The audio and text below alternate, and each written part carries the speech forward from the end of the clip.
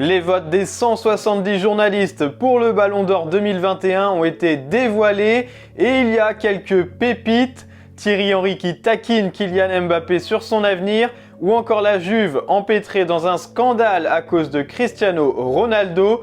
On en parle tout de suite dans le journal de Made in Foot.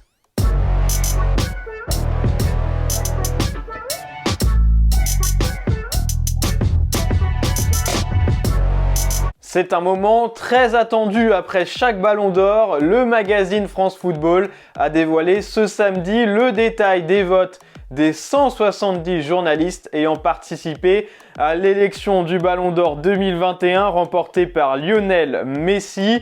Et comme chaque année, il y a quelques votes un peu bizarres, comme par exemple celui du journaliste de l'Ouzbékistan qui a placé Kylian Mbappé en numéro 1 juste devant Mason Mount, le milieu de Chelsea. Son collègue du Kirghizistan a lui placé Cristiano Ronaldo en tête de son top 5, où l'on retrouve par exemple Leonardo Bonucci.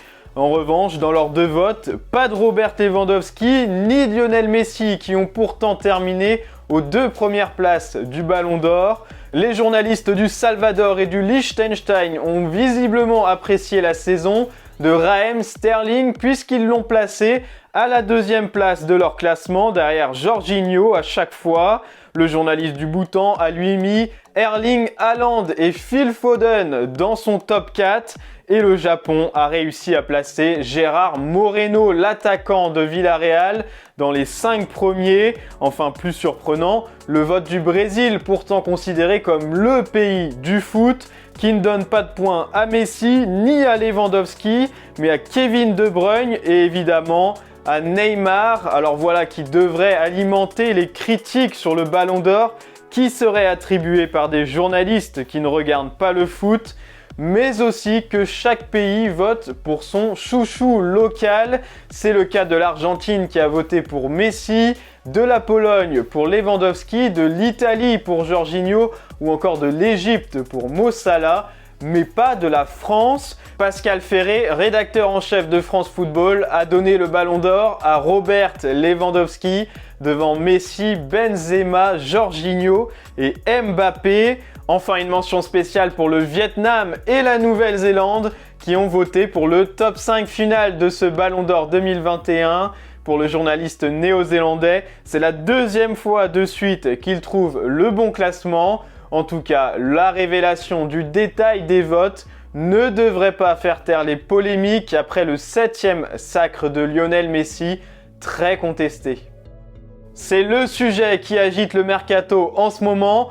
Où jouera Kylian Mbappé la saison prochaine? En fin de contrat avec le PSG, l'attaquant de 22 ans est envoyé du côté du Real Madrid par la presse espagnole. Alors tout le monde essaye de connaître le choix de l'international français et même Thierry Henry dans un entretien qui sera diffusé sur Amazon Prime Video dimanche soir. Le désormais consultant taquine Mbappé sur sa volonté d'apprendre l'espagnol, une manière non dissimulée de savoir si cela signifie qu'il jouera à Madrid. Ton anglais est très bon, ton espagnol aussi. Non. Non mais, oui, non, je vois de temps en temps. Oui, il est bon, il est très bon, il est très bon, mais c'est parce que j'ai voulu être un grand joueur de foot et j'ai voulu aussi être un personnage public et quelqu'un d'important. Aujourd'hui, tu peux pas vouloir être une star internationale et parler que français. Ça n'a aucun sens. Il faut savoir s'adapter. Dans toutes circonstances, tu arrives là-bas, tu sais parler, voilà, c'est un Donc c'est plus. juste pour ça, c'est juste pour en fait, pas de... Non, après, bien sûr, si un jour tu voyages, il faut parler la langue. Bien sûr. mais non, c'est pas. Avant tout, c'était pas pour ça. Avant tout. Après, si ça me sert, tant mieux. Au passage. Au passage, on va pas s'en priver. Non. Un grand sourire, mais toujours pas de réponse donc de la part de Kylian Mbappé. Même s'il sera libre de s'engager où il le souhaite dès le mois de janvier, il faudra probablement attendre encore quelques mois pour savoir où jouera Mbappé la saison prochaine. La Juventus va-t-elle connaître un nouveau scandale après l'affaire Calciopoli en 2006 ?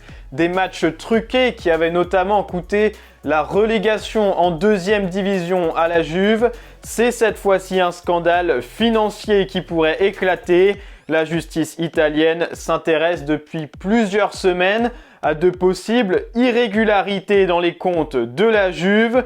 Dans le viseur des enquêteurs, le transfert de Cristiano Ronaldo à Manchester United l'été dernier pour 15 millions d'euros. Des perquisitions ont eu lieu dans les locaux de la vieille dame ce jeudi. La Juventus est suspectée d'avoir augmenté certains montants de transfert et donc d'avoir fourni de fausses informations à ses investisseurs, ainsi que d'avoir fraudé le fair play financier. Pour Tuttosport, la Juve est assiégée avec cette deuxième perquisition en quelques semaines, alors que le Corriere dello Sport revient sur la déclaration qui a mis le feu aux poudres. Il nous saute à la gorge s'il trouve le papier de CR7. Cette déclaration aurait été prononcée lors d'un échange téléphonique entre deux dirigeants de la Juve. C'est ce document qui est actuellement recherché par les enquêteurs et qui pourrait faire très mal au club italien. Et voilà, c'est tout pour aujourd'hui. Merci de nous avoir suivis. N'oubliez pas de vous abonner à notre chaîne YouTube et de liker cette vidéo si elle vous a plu. Et on se retrouve bientôt pour un nouveau journal de Made in Foot.